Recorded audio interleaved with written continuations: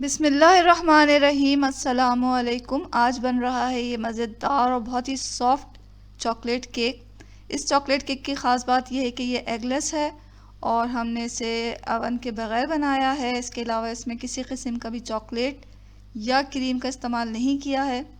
तो चलें इसको बनाते हैं।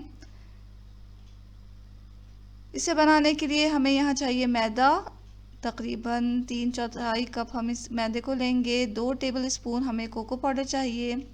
बेकिंग पाउडर चाहिए हमें 1 टीस्पून। चुटकी भर नमक डालें और बेकिंग सोडा हमें चाहिए 1/4 टीस्पून। इन तमाम चीज़ों को हमें छान लेना है। छान कर इसे अच्छी तरह मिक्स कर लें और साइड में रख दें। अब हमें एक प्याला चाहिए। इसमें हमने 3/4 कप फुल क्रीम मिल्क लेना है और ये जो है वो कुनकुना गर्म होना चाहिए। तो हल्का गर्म ये दूध लें। उसमें आधा टीस्पून हमें कॉफ़ी मिलाना है। इंस्टेंट कॉफ़ी मिक्स कर लें। अब इस दूध के अंदर जो है हमें 1/4 कप पिसी हुई चीनी चाहिए, वो मिक्स कर लें। 1/4 कप कोई भी कुकिंग ऑयल लें, वो मिक्स कर लें। इसको भी अच्छी तरह मिक्स करके साइड में रख दें।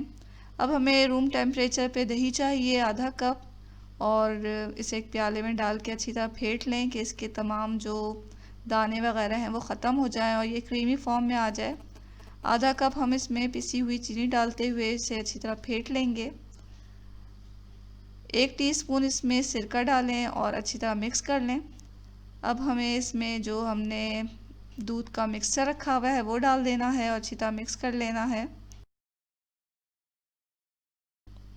ड्राई इंग्रेडिएंट्स लें और इसको आहिस्ता आहिस्ता करके इसमें मिक्स करते हुए अच्छी तरह विस्क की मदद से आपस में मिला लें।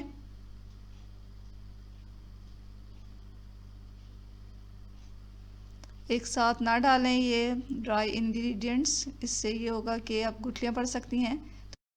तमाम चीज़ों को हमने अच्छी तरह मिक्स कर लिया। ये हमारा केक का बैटर तकरीबन तैयार हो चुका है। अब क्योंकि हम इसे ओवन में नहीं बना रहे तो एक पॉट ले लें। इसे पॉट में बनाते हैं। पॉट में हमने बटर पेपर लगा लिया, अच्छी तरह ग्रीस कर लिया और ये केक का बैटर इसमें डाल दिया है। थोड़ा टैप कर लें और फिर इसका लिड लगा दें। लिड में आप देख सकते हैं कोई सुराख वगैरह नहीं है, तो ये बहुत अच्छा बेक होगा। और हम सबसे पहले इसे एक तवे पे रख रहे हैं। डायरेक्ट इसे चूल्हे पे नहीं रखना, तवे के ऊपर इसे रखें और पहले हम इसे फुल फ्लेम पर जो है 5 मिनट के लिए रखेंगे और 5 मिनट के बाद फ्लेम को हम मीडियम टू लो कर देंगे।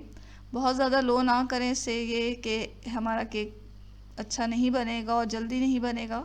तो मीडियम टू लो फ्लेम पर हम इसे तकरीबन 30 मिनट पकाएंगे। 30 मिनट में ये हमारा अच्छा बेक हो जाएगा। 30 मिनट के बाद हमने चेक किया तो हमारा केक बन चुका है। तो इसे निकाल लें और फिर इसे ठंडा होने के लिए रख दें। ये देखें पीछे से भी कितना अच्छा ये बेक हुआ है। अब जब तक केक ठंडा होता है हम अपनी फ्रॉस्टिंग तैयार कर लेते हैं। फ्रॉस्टिंग के लिए हमें चाहिए फुल क्रीम मिल्क 1 कप और आधा कप इसमें चीनी डालें, पिसी हुई चीनी लें और इसे अच्छी तरह मिक्स कर लें। 1/4 कप हम इसमें डालेंगे कोको पाउडर। 2 टेबल स्पून मैदा डालेंगे और 2 टेबल स्पून ही इसमें कॉर्नफ्लावर डाल के अच्छी तरह इसे मिक्स कर लेंगे ताकि तमाम गुठलियाँ वगैरह ख़त्म हो जाएं।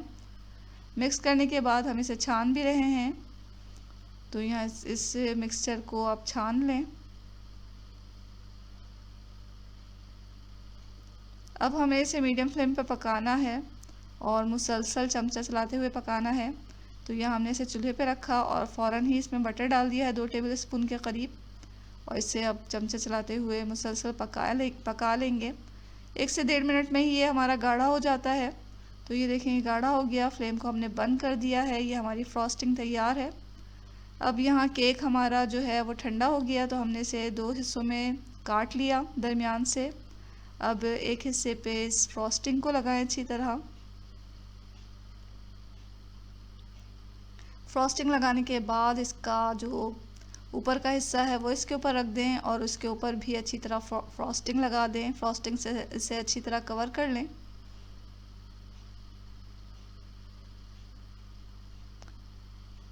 तो ये मज़ेदार केक तैयार हो चुका है।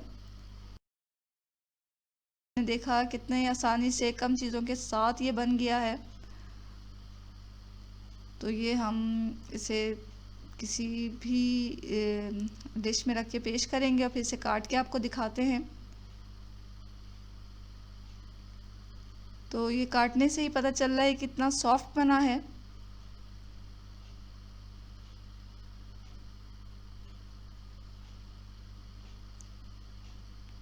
तो ये जो केक है वो आप ज़रूर ट्राई करें। और अगर आप अंडा नहीं खाते तो भी आप ये बना सकते हैं, ये अंडे के बगैर बना है। तो लीजिए नाज़रीन, बहुत ही मज़ेदार सा चॉकलेटी केक हमारा तैयार है और आप इसे ट्राई करें, आपको बहुत पसंद आएगा।